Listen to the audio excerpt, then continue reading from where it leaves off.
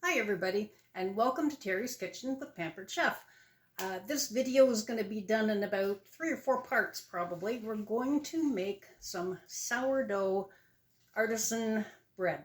Now the reason we're making this today, and I want to show you, is this month, in the month of November, the cast iron pot, the Enameled Dutch oven, is on sale. You will love it. I shopped for one for a long time before I decided on the Pampered Chef one. Haven't regretted it an instant. It is the best one I have seen.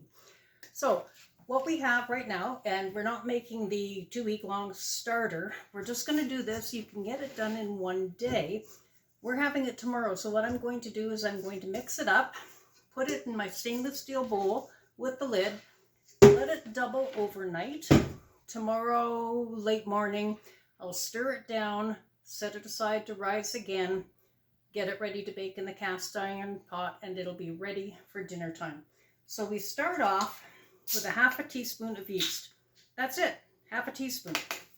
Using your handy little measuring spoon that can adjust to different sizes, half teaspoon, and you can read it right there on the marker, and that's all it takes. Half a teaspoon of yeast. It takes 1 3/4 teaspoons of salt. I'm going to have to pour this out because I keep rice in my salt shaker. We live up at the cottage and it's always wet around here and I can't see where I put my tablespoon. Okay, 1 second. Shoot, don't know where it went. I had it right in my hand. Okay, so we're going to have to do this the hard way. We're going to have to hand measure. That's about a half. When you've been in the kitchen for a long time, you pretty much get to know the feel of how much each one of these things is. So that's 1 1/2 and 1/4 for good measure. You're going to pop in 1 1/2 cups of warm water. That's all it takes. Rinse down the sides to make sure you got all that yeast down. If you're a professional baker, what I like to add in is a little touch of the bread yeast booster. Again, which I have taken out and misplaced somewhere.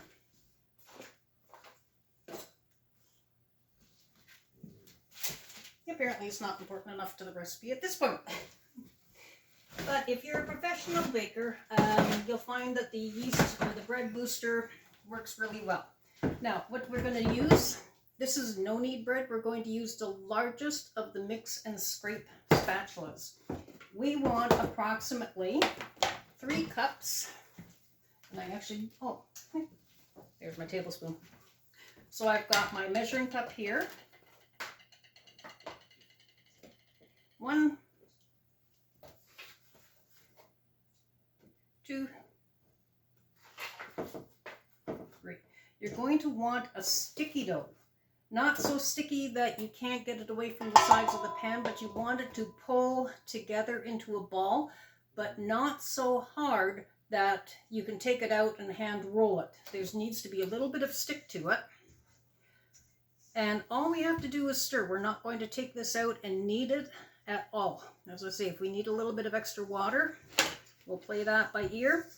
Otherwise, you're just going to stir it and leave it, and that's all there is to it.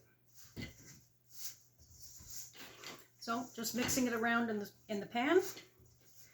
I'm looking at this and thinking I'd like a tiny bit more water than that. So I'm just going to pour a touch more. Again, you want a soft dough, sticky dough, but you really don't want it to the point where you should be kneading it by hand. So just a touch more water. I mean, really, I don't think I'll put more than a teaspoon in there. Stir it around.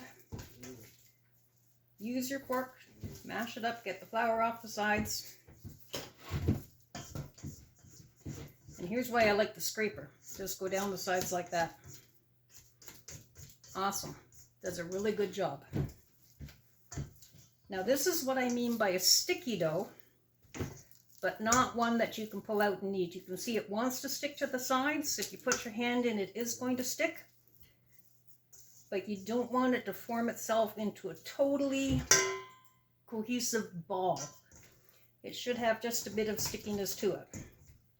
And that's all there is to this part of it. So this is something you could do, say, Friday night, first thing Saturday morning. If you do it in the morning, leave it out on the counter. It will probably take 6 hours to double in bulk. The yeast will have to work hard. If you leave it in the fridge, 12 hours, take it out later in the morning when you're ready. And that's what we're going to do. Once you've got it out, we'll continue with the next video and I'll show you what to do with it from there.